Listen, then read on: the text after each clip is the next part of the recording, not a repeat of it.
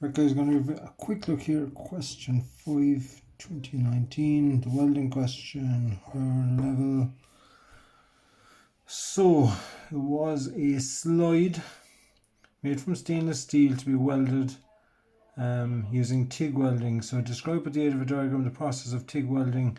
So, with the aid of a diagram, so you've got your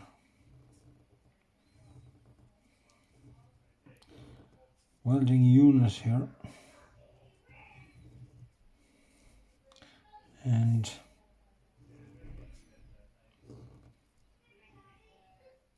your tank of argon gas,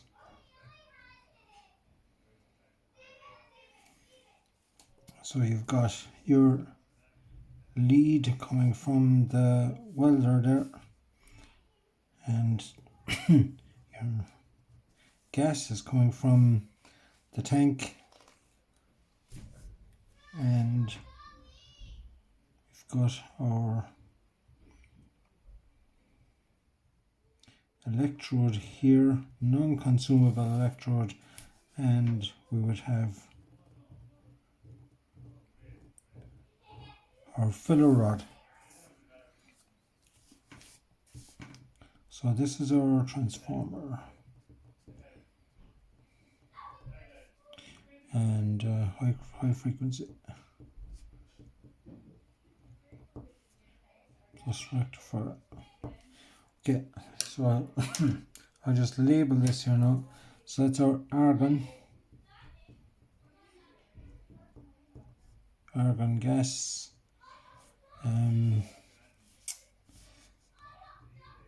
non-consumable electrode. We've got our handheld filler rod.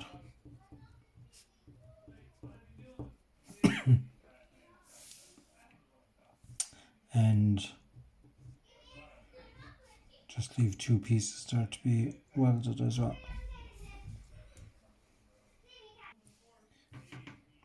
So the arc is formed or made between the non-consumable electrode and the piece, and then the filler rod is used to fill the gap with matching stainless steel.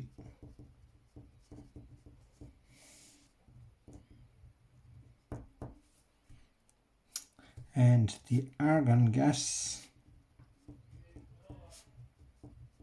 prevents the oxygen in the air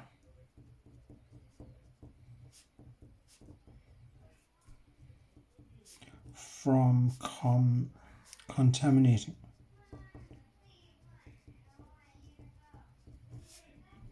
The weld.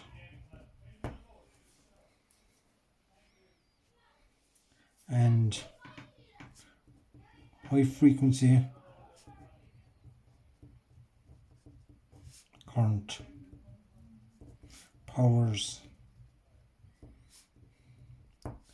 the electrode.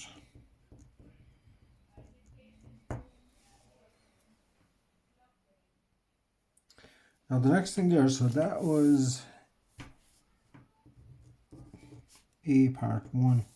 So A part 2 there then is basically says like 2 reasons for using TIG welding for securing the stainless steel.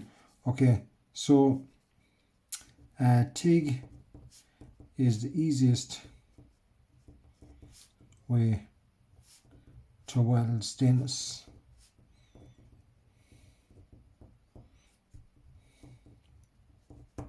Okay, so it's neat and tidy. There's no spatter really, and No, I'll just throw in an extra one here on this line. No need to be knocking off slag and wire brushing.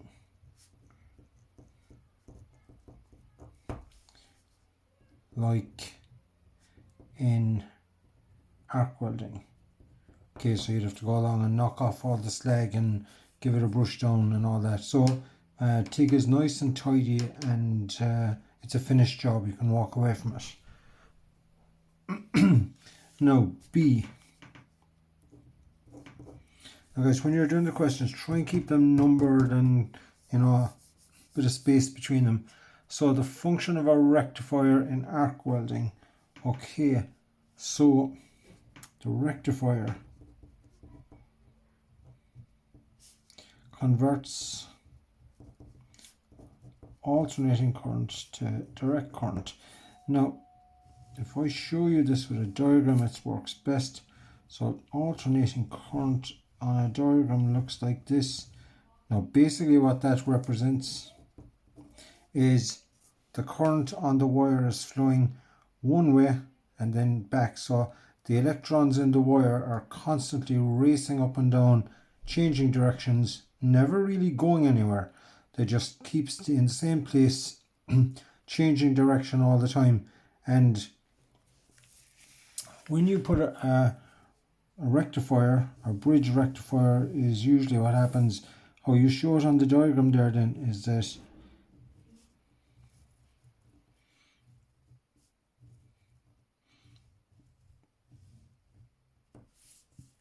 that's now a DC, which means that the current is flowing the same way around all the time. So the electrons travel through the entire circuit.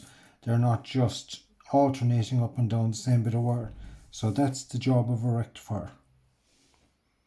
Now, it didn't ask for any more because we could talk about the role of the capacitor, which levels out the current in the bridge rectifier, which we would have looked at, but that wasn't asked for, so I'm not getting into it.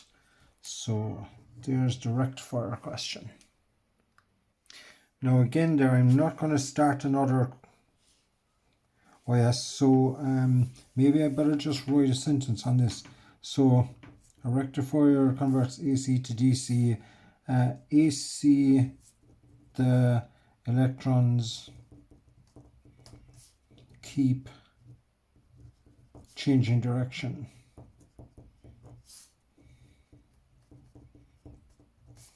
If it's say 50 Hertz, would be 25 times in left, 25 times left, and 25 times going to the right every second. Okay, so DC flows in one direction. Okay, so that is first bit done. Now,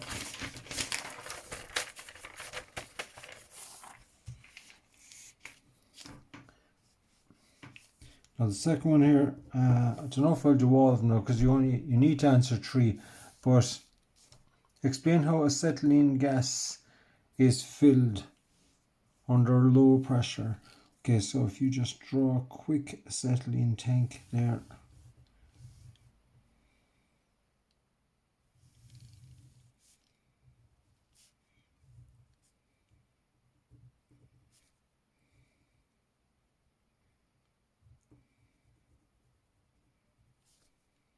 Now I'm going to give this a thickness. I'm going to say it's make it a cutaway view. So that's like we're after sawing that tank in half.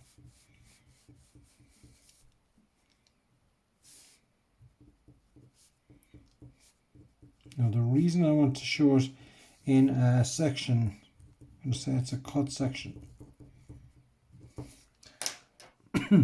is because inside an acetylene tank is what's called a porous mass, which is like a big sponge, kind of a foamy, spongy thing. And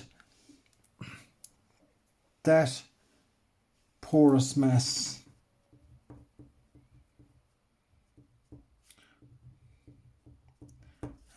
absorbs the acetylene in. Okay, so say the tank is filled with a porous, let's just check the spelling on that.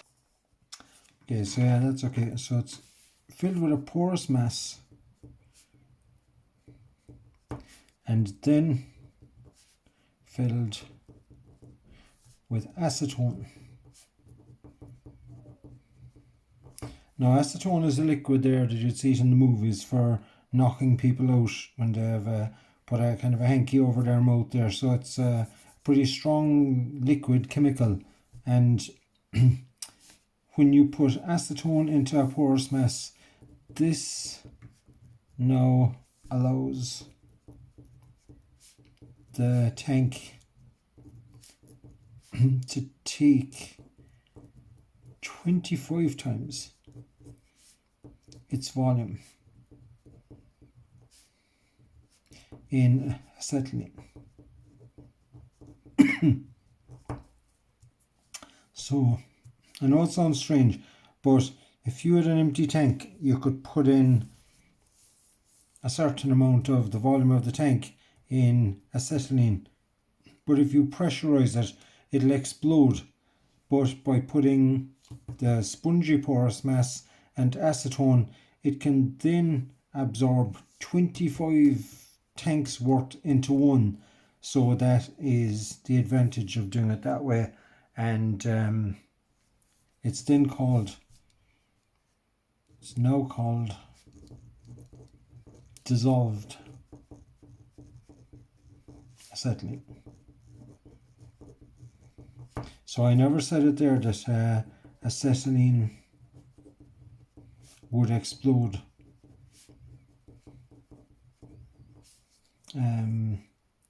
if pressurized without the sponge.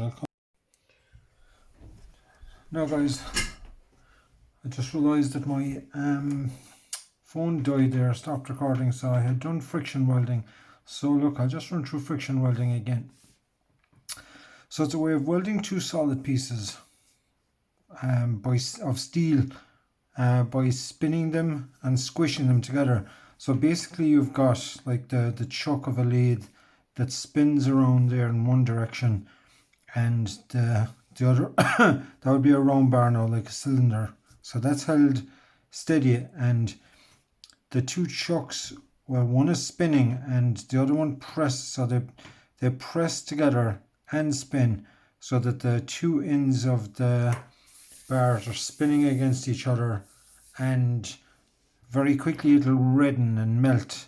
But you don't allow it to melt so that it becomes liquid, but when both ends of it are red, it just kind of glows bright red, and it gets squishes out there, so it's thicker and all that, and then you just stop the spinning there then, and they solidify and get stuck together. So it's basically heat and pressure. Now there is no, that's rotational. Okay, so that's rotational friction welding. Now there is other ways where it's called oscillating. It's kind of like rubbing your hands together, so it kind of works more like this than rotation. But so that's oscillating friction welding, but it's the exact same principle, like if you press your hands and rub together. So anyway, it didn't specify, so that one will do. Now question 4 here is in arc welding. It's about flux. I'll just scroll down here for the wording of it. So it is how the flux coating prevents oxidation in manual mark welding. So the flux coating is on the rod. So here is your welding rod. There's always the bare end of it here, and then it gets thicker the rest of the ways down with the coating. So this is the bare part, and that here then is that grey flux coating. Now when you're welding, I'll just draw, it didn't really specify that you needed a diagram, but I'll just put one in anyway, a little sketch. So when you have your welding here, you're going to have a pool of weld. So let's say that's one piece, and this is the other piece, and here you've got a pool, or so that here, I'll probably do this a bit small now, but down here is your weld. That's your weld. And up here I'll just put it in red to highlight it. And I'm going to put dots around it as well, because it does two things.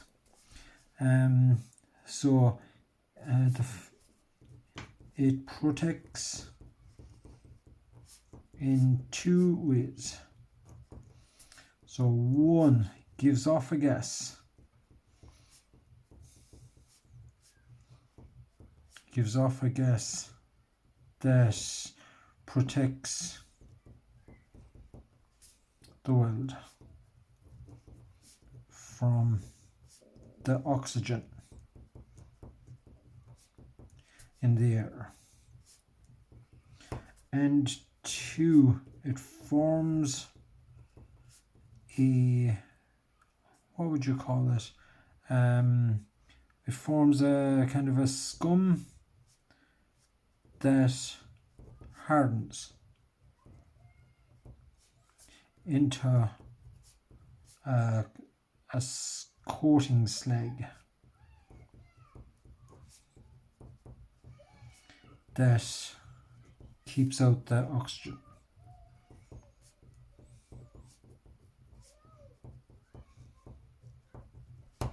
Okay, so there's two ways. So that's why. So this is the gas. The red dots is the gas, and the red lump here then is the slag. Now, I was saying the disadvantage with that is you've got to hammer it off afterwards with your hammer and wire brush it and stuff like that. So that's why TIG and MIG are better, because the gas just protects it. You don't have the slag coating on them. Okay, so that's 2, 3, 4, and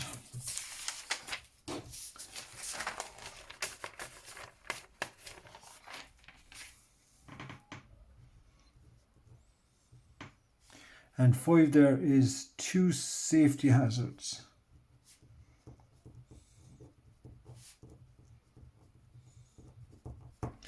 Associated with MIG.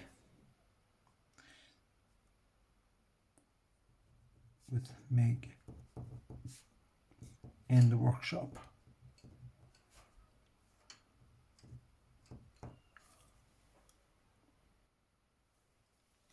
So you've got all the usual ones anyway. I'm just going to throw down 3 or 4 maybe, but you've got all the normal ones. So the most important one anyway is wear welding mask to protect from arc. Oh yeah. Okay, UV light from the arc. Damages eyes. I'm not going to go right now about it. 2 is have good ventilation. So you don't breathe the fumes.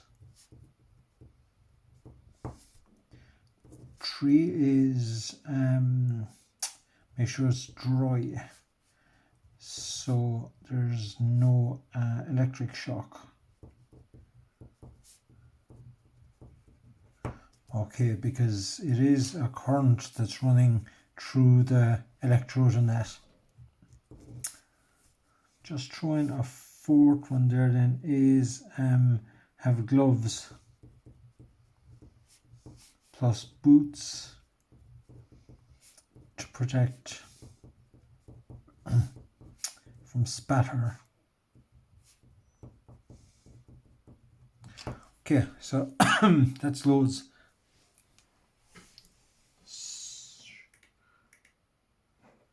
Now the next part of that question there then, just turn on again here.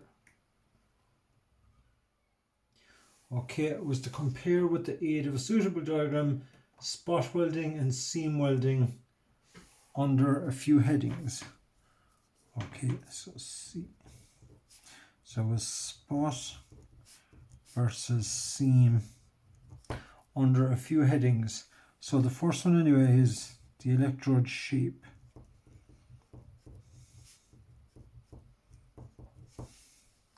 Okay, so that was the first one. So look, a spot welder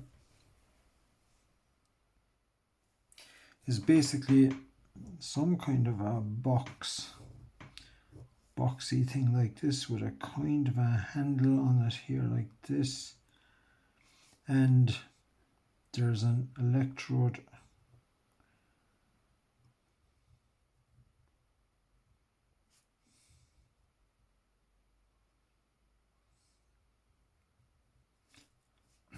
so there's 2 electrodes there like that, and some kind of a mechanism or a handle there for pulling or pressing, so that you'd have a piece of sheet metal here and another piece of sheet metal there. And if I do a zoom in on this here, okay, so if I zoom in on this, that would be the tip of one electrode. This would be the tip of the other electrode. Okay, so they're generally cylinders. So in spot welding has a cylindrical electrodes that weld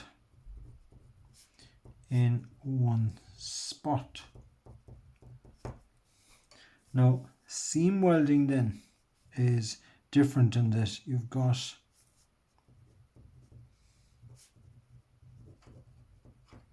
you'd have like a roller and an opposite one down here, and let's say they roll the piece through, and you would have one piece of metal there like that, and I'll just stagger them here so you can see clearly that it's 2 pieces of metal. So the electrode shaped like wheels.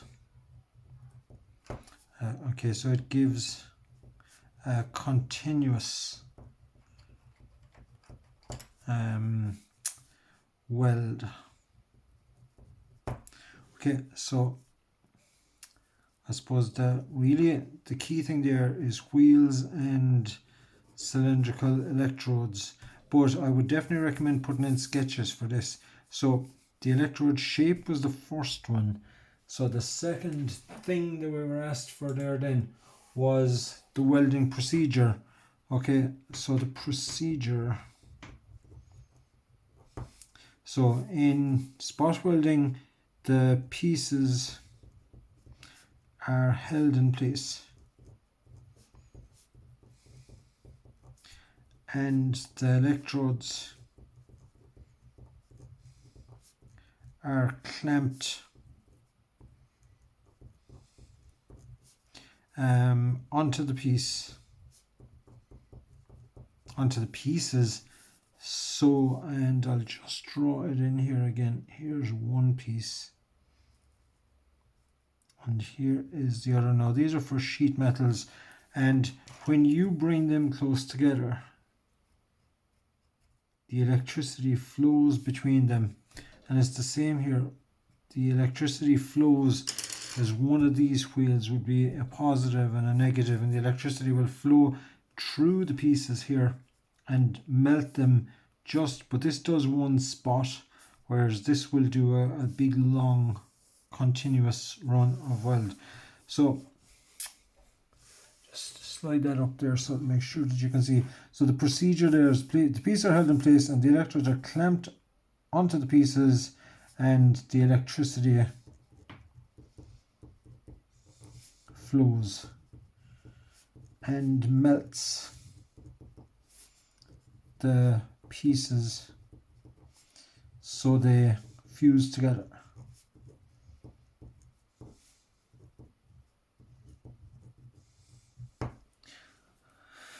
Now, whereas on this one, okay, the roller wheels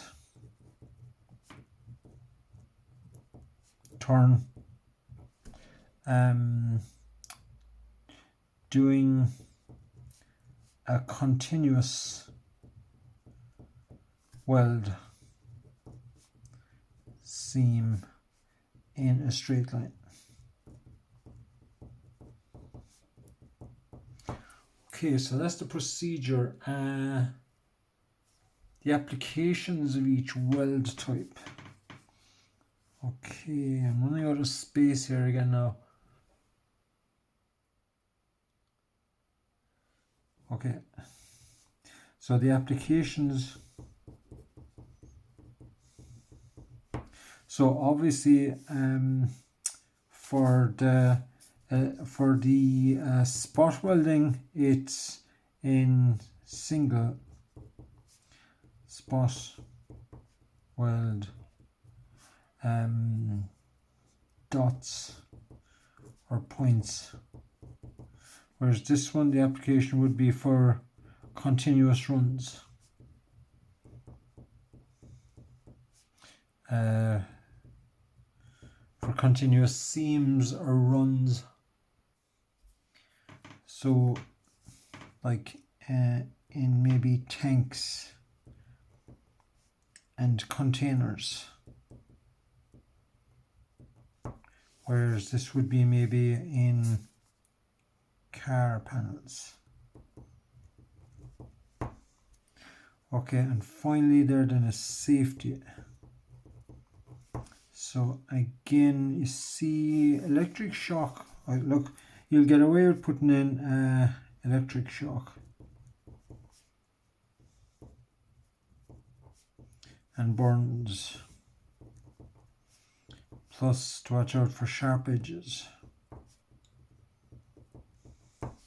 And again, because there's electricity involved, you're safe enough in saying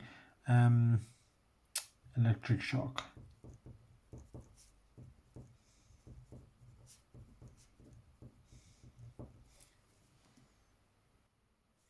Now, obviously in both of them, so you'd want to be saying like, allow to cool before touching. And that applies to both of them.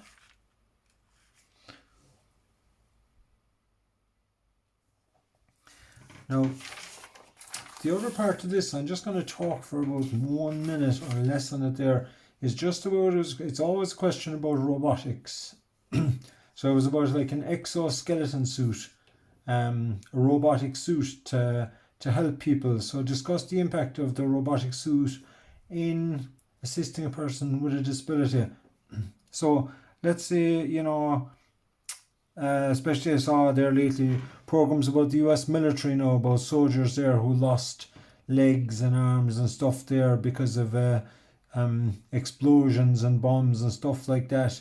So the modern technology there allows them, their ankle and the knee and everything to rotate and turn with little motors and electrics, just like it's almost as good as a human, really. So it can allow people that lose limbs to walk again. And also, if you had a bad injury like a knee operation, and it would allow you to walk with to take the pressure off if you did your Achilles tendon, or you had a knee operation or a broken leg or something like that. So you could walk and keep your other muscles okay, but it won't put any pressure on the joint. And outline 2 other applications of robotic control in medicine.